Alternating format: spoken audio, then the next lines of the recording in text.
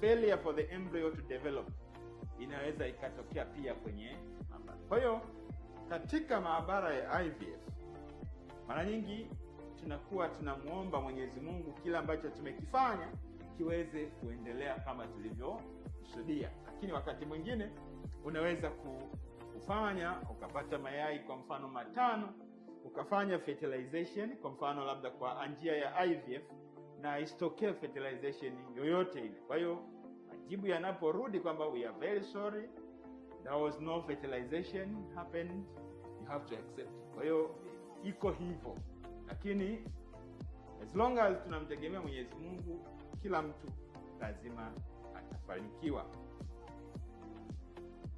Kwa hiyo hii ni IVF lab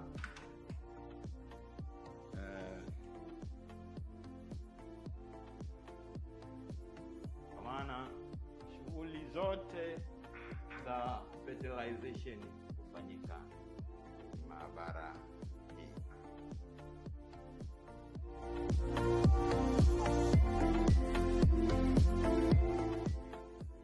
Hii ni andrology lab ambako